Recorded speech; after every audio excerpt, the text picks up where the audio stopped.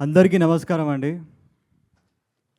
తొడగొట్టి చెప్తున్నా 15th August రోజు hit కొట్టబోతున్నా.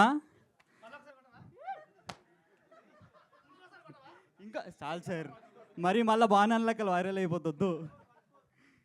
Once మోరా, తొడగొట్టి చెప్తున్నా 15th ఆగస్ట్ రోజు హిట్ కొట్టబోతున్నాను. సో 7th క్లాస్ నుంచి నేను స్కూల్లో డ్రామాస్ చేసేవాడిని అండి. మా ఫ్రెండ్స్, మా టీచర్స్ కూడా నన్ను ఎంకరేజ్ చేసేవాళ్ళు.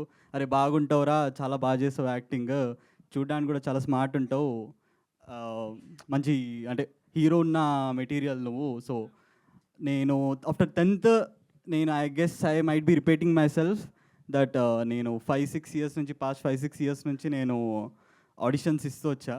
సో ఇది like starting of my stage. కృష్ణానగర్లో ఆడిషన్స్ జరుగుతున్నాయి ఫర్ ద మెయిన్ లీడ్. వాళ్ళు కాస్టింగ్ కాల్ అయితే 9:30 అని చెప్పారు టైము. బట్ నేను అంటే నా ప్లాన్ ఏంటంటే నేను 8:30కి వెళ్ళిపోతా, అందరికంటే ముందు వెళ్ళి ఆడిషన్ ఇచ్చి సెలెక్ట్ అయిపోదామని నా ప్లాన్. ఫుల్ కాన్ఫిడెన్స్తో వెళ్ళా. అక్కడ వెళ్ళేసరికి నాలాంటి కాన్ఫిడెన్స్ ఉన్న వాళ్ళు ఒక 100 మంది ఉన్నారు. సరే ఇంకా ఆడిషన్ డీటెయిల్స్ ఇచ్చి వెళ్ళి ఆ లైన్లో చేరాను.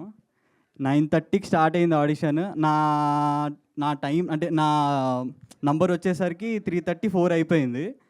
ఇంకా ఆ రోజు లంచ్ కూడా చేయలే నేను, బికాజ్ ఎక్కడ మళ్ళీ నా ఛాన్స్ వస్తే మళ్ళీ నేను ఉండకపోతే, అవైలబుల్గా ఉండకపోతే వేరే వాళ్ళకి నా నంబర్ ఇచ్చేస్తారని. సో ఇంకా అలాగున్నా అక్కడ.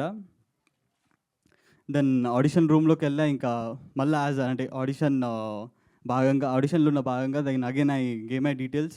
మళ్ళీ లెఫ్ట్ లుక్ అన్నారు, రైట్ లుక్ అన్నారు. దాని తర్వాత మళ్ళీ ఆడిషన్ ఇట్లా స్టార్ట్ చేయబోతున్నా ఒక నోన్ యాక్టర్ వచ్చారు రూమ్లో. వచ్చి మళ్ళీ డైరెక్టర్ గారిని ఆడిషన్ ఆపి ఆ యాక్టర్ని రిసీవ్ చేసుకున్నారు. రిసీవ్ చేశాక మళ్ళీ డైరెక్టర్ గారు అడిగారు ఆ యాక్టర్కి టీ కాఫీ ఏమైనా తాగుతారా అని. సో ఆ యాక్టర్ ఏమో కాఫీ తెప్పొచ్చిండండి.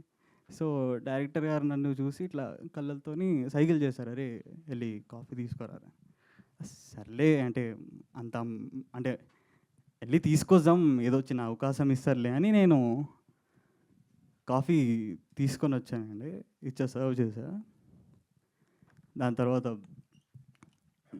ఆ కాఫీ కప్పులు కూడా నేనే, అంటే వాళ్ళు తాగిన కాఫీ కప్పులు కూడా నేనే తీసుకొని బయట డస్ట్బిన్లో వేసాను.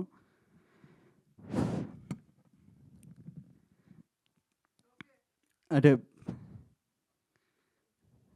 ఆ అవకాశం కూడా నాకు రాలే అన్న.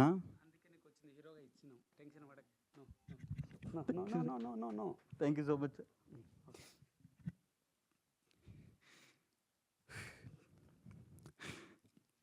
నా అభిమాని సార్, నువ్వు కాపీ కప్పులు కదరా, మేము బాత్రూమ్ అయినాం. హీరో డైరెక్టరు ఇట్లా పోతాడు.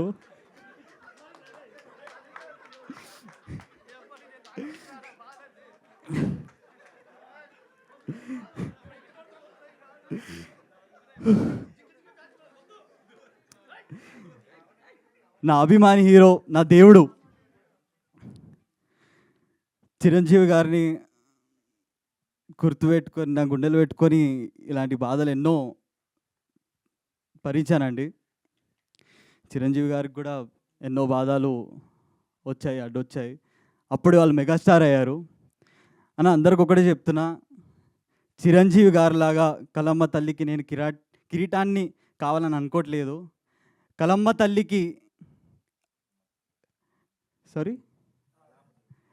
తల్లికి నేను వాళ్ళ పాదాల దగ్గర ఒక చిన్న పుష్పాన్ని అయినా చాలన్నా. That's it. అవునా సే. అండ్ నా జర్నీ ఇప్పుడే స్టార్ట్ అయింది అన్న. ఇంకా నా లైఫ్ బుక్లో ఫస్ట్ పేజ్ సురేష్ బాబు గారి పేరుతో ఒక పెద్ద హెడ్లైన్స్తో మొదలైంది.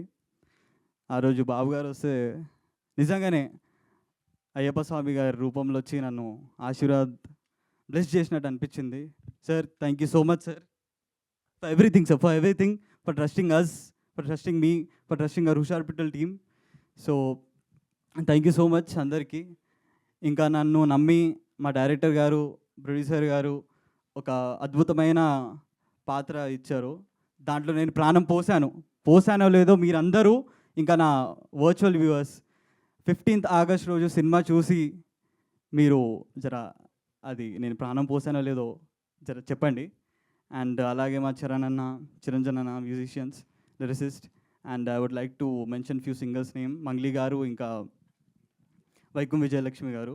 Thank you so much for that. ఇంకా DOP Sayanna, and thank you so much అన్న ఫర్ అలాంటి అద్భుతమైన పిక్చరైజేషన్ కోసం. And that's it. Thank you guys. Thank you. Thank you so much, Ansh. Wishing you all the very best. Long way to go.